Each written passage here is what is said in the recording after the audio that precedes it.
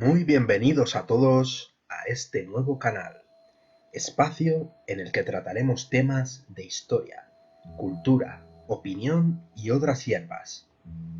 Comienza pues el primer capítulo del curioso ermitaño. Habitualmente, cuando pienso acerca del viaje de Colón a América, creo que leemos una historia séptica, fría y desapasionada, resumida y libre de un contexto previo acerca del descubrimiento de América. Los libros de texto de la escuela, películas, documentales, lo que nos han contado nuestros profesores parece brindar una visión alicorta, que un Colón poco menos que surgido de la nada rompió un buen día con todo y decidió convencer de una empresa sin precedentes a los reyes católicos y lanzarse a cartografiar las tinieblas por su cuenta, por un impulso casi divino, como tocado por un extraordinario resorte, por una varita mágica del presentimiento, un olfato, una visión que en parte no niego que poseyera. Pero si llegó a la conclusión de buscar el levante por poniente, fue en parte por los olvidados precedentes intelectuales, proezas marítimas y exploratorias, que insuflaron en él la disposición de ánimo en un hombre ya de por sí visionario y obcecado, con las cualidades propias para esta misión, que le sugestionaron a acometer su empresa.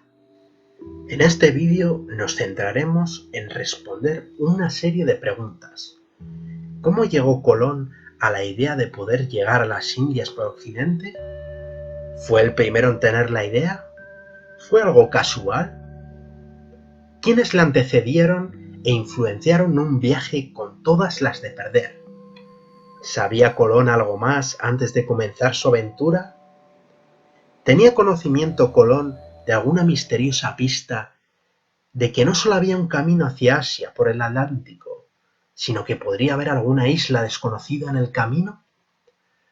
Hoy trataremos de llegar a alguna conclusión sobre esta y otras preguntas, en un cómodo peregrinaje a través de los tiempos hasta llegar a los preparativos del viaje que cambió el mundo.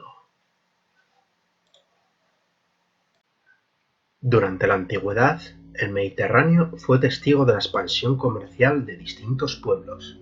Uno de ellos fueron los egipcios, quienes con barcas por lo general no muy voluminosas, ligeras y flexibles, muchas veces hechas de papiro, estaban unidas sin clavos, solo atadas con cuerdas, y eran embarcaciones de vida efímera, que tensando una cuerda que iba de proa a popa evitaba la entrada de agua y curvaba la embarcación, apretando las tablas. Pero el gran pueblo navegante que establece una talasocracia es el fenicio, cuya flota, la más relevante de la época, debido a su expansión comercial, cosa que acostumbra a ir de la mano, y disponer de una gran cantidad de madera, llegaron a tener conocimientos astronómicos que les permitiría la navegación nocturna. Ya en época griega destacó la Pentecóntera, el barco de guerra griego primigenio, impulsado por 50 remeros, de ahí su nombre, además de un timonel y marinos. También podía navegar a vela. Tenía una eslora de 35 metros de largo y eran pintadas en resina negra, permitiendo cubrir las aperturas. La Pentecóntera era ya usada, según el relato de Homero, en la guerra de Troya, ya en el siglo XII a.C. La Pentecóntera queda postergada por la birreme y después la trirreme, que se impuso a partir del siglo VI a.C. Durante la Edad Antigua se practicaba mayoritariamente la navegación de cabotaje. ¿Y qué es esto, pensaréis? Pues que los barcos prescindían de navegar mar adentro, tendiendo a tener la costa a la vista. Así llegamos a las trirremes griegas, de 27 metros de largo y 5 de ancho. Un barco ligero.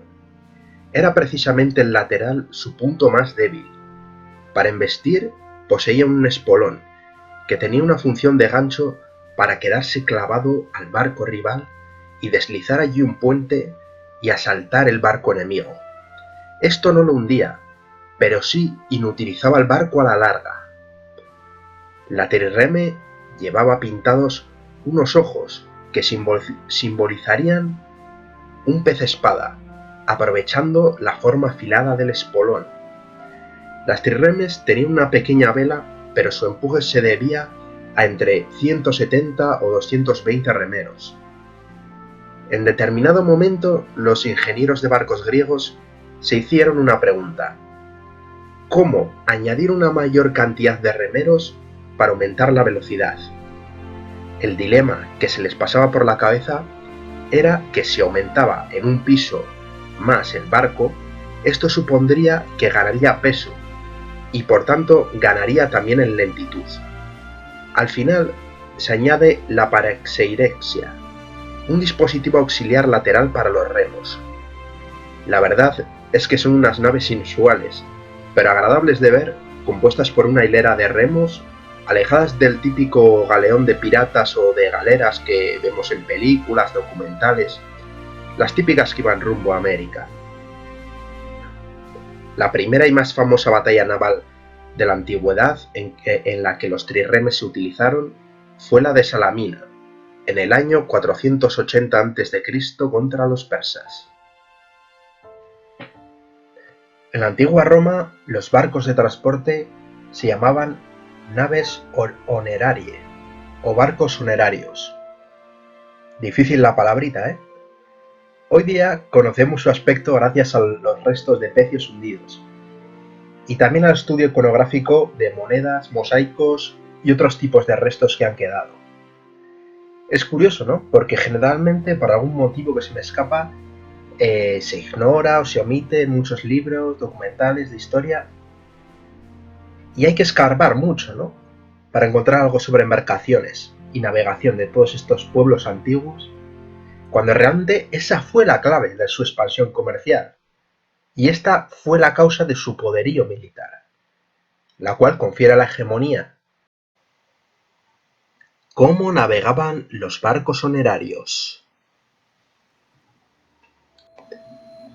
Se propulsaba por lonas, y a veces por lonas más remos. La capacidad media de transporte de estos barcos era de 100 toneladas, repartido en 3.000 ánforas. Un ejemplo es el naufragio de Giens. El naufragio del Madrac de Giens fue un naufragio romano en la costa sur de Francia. Se hundió en el primero a.C. El barco era un mercante de gran tamaño, descubierto en los años 60. Es uno de los mayores naufragios jamás descubierto y mide 40 metros de longitud. A día de hoy se encuentra en el Museo del Bardo, pero como podéis ver, cuando permanecía sumergido es algo como de película, unos restos congelados en el tiempo, con una gran cantidad de ánforas bien conservadas.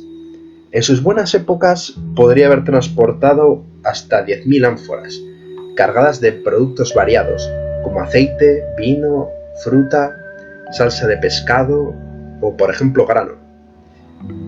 La mayor parte de estos barcos de gran tamaño recogían trigo de Egipto para llevarlo a Ostia, en la desembocadura del Tíber, y una vez allí remontaban en barcazas dicho río hasta llegar a Roma.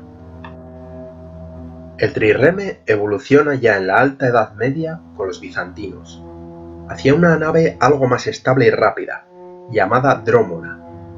Otra evolución técnica sería la galera, que llevaba una vela cuadrada, siendo una nave que perduró desde el siglo IX hasta el siglo XVIII, con multitud de variantes y versiones.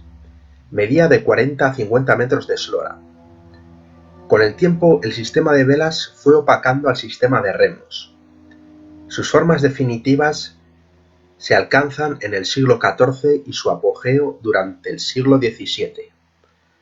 La última gran batalla en la que fueron empleadas fue la de Lepanto, en 1571, donde queda de manifiesto su inferioridad frente a la artillería. En el norte de Europa, los vikingos usaban principalmente el Drakkar, que era su barco de guerra, muy ligero, maniobrable y veloz, formado por planchas superpuestas.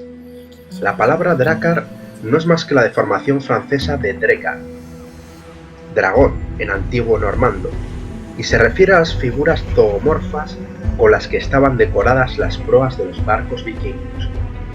Tanto si vemos imágenes ilustradas, tanto de barcos reales que se han reconstruido, el efecto que podría causar a un habitante, pongamos, de las costas británicas que lo viese llegar, a lo lejos sería espeluznante, en unos tiempos en los que la superstición y la ignorancia podían inducir a estar frente a un dragón o a un animal marino cargado de invasores armados. Los escandinavos nunca los llamaron Drakar, sino Nor. La fuente iconográfica por excelencia es el tapiz de Bayeux. La tripulación la formaban de 60 a 80 hombres, pudiendo llegar incluso hasta 160, para realizar desembarcos y saqueos. Por tanto, nos encontramos ante una nave de reducido calado, lo que permite maniobrar fácilmente en aguas poco profundas, como ríos, así como en alta mar. Para el 865 ya habían conquistado gran parte de Inglaterra. Buscaban islas, penínsulas, colinas, curvas de río. Se comenzaba una labor de inteligencia. Si el lugar era propicio, es decir, monasterios con riquezas, por ejemplo, pues ¿qué pasaba? Que una parte de la expedición marchaba al interior, los otros lo saqueaban, y estos mismos aguardaban cubriendo la salida al mar, en el caso de que hubiesen de ser perseguidos. Los vikingos rara vez lucharon contra un barco, es decir, una batalla barco a barco, debido principalmente ante la ausencia de... No se encontraban normalmente naves rivales. Fue durante los siglos, octavo y noveno, cuando los vikingos ya habían saqueado, quemado ciudades desde Francia, Bélgica, Holanda, Italia, España, pero sin asentarse, es decir, solo haciendo visitas pues de cortesía, ¿no? Rápidas. De hecho, el llamado pueblo vikingo sueco Rus viajó a lo largo de los ríos del este de Europa, estableciendo centros comerciales. A finales del año 800 crean la ciudad de Novgorod-Kiev. De ahí que se conozca con el nombre de Rusia al país que hoy día conocemos debido a este pueblo vikingo. La palabra Escandinavia tiene su origen en Roma. Denominaba lo que ellos creían una isla, Escania, al norte de Germania. Hoy sabemos que no se trata de una isla, sino de Skane, la punta meridional de Suecia. Se cree que el nombre deriva de la palabra local escada, daño o siniestro, aludiendo al riesgo que los bancos de arena de estas costas suponían para los barcos. El sufijo avia significaría probablemente isla, de modo que la palabra Escandinavia se refería a la península escandinava, hasta llegar a incluir Suecia, Noruega y Dinamarca, es decir, los países de los antiguos vikingos de donde surgían las invasiones al resto de Europa.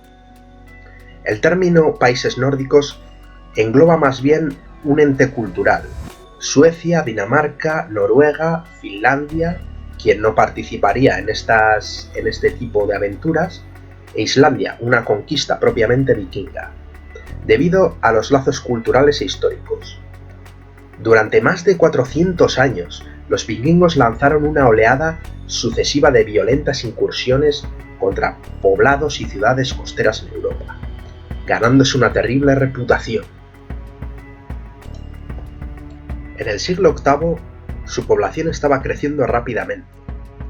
No había tierras de suficiente calidad, por lo que los saqueos serían un modo fácil y rápido de conseguir riqueza y honores. La emprendían contra poblados, iglesias, monasterios. Su debut más sonado lo efectúan en el monasterio de Lindisfarne, que recorre Europa en el año 793. Para el año 865 ya habían conquistado gran parte de Inglaterra. La mayoría de vikingos eran hombres libres, y muchos de ellos campesinos. La mayoría de esclavos eran fruto de captura en incursiones bélicas. Los vikingos fueron grandes navegantes y marineros, por lo que no es sorprendente que fueran responsables de alguno de los mayores logros exploratorios del mundo antiguo, lo cual se suele pasar por alto. Los primeros asentamientos en Islandia se llevan a cabo por vikingos noruegos, en torno al año 874. Ahí llevarían una vida más independiente, y podrían escapar del creciente poder del rey. Era una especie de Australia helada, una tierra de fugitivos, díscolos y desterrados. Una de estas familias fue la de Eric el Rojo. Nacido en Noruega en torno al año 940, pertenecía a uno de los clanes de la nobleza vikinga. El padre fue acusado de un crimen, y la familia debió exiliarse. Eric el Rojo era conocido así por su cabello pelirrojo. Heredó el espíritu pendenciero y conflictivo del padre, por lo que es exiliado 3 años. Ya habría conocido historias de pescadores sobre tierras al oeste. En el 983, Eric el Rojo navega explorando y descubriendo Groenlandia. Tras su exilio, en 986, vuelve a Islandia, donde organiza una nueva expedición, esta vez con 700 colonos, para asentarse en las nuevas tierras. Solo 350 llegarán para fundar 2 asentamientos. Se cree que nunca llegó a haber más de 5.000 colonos.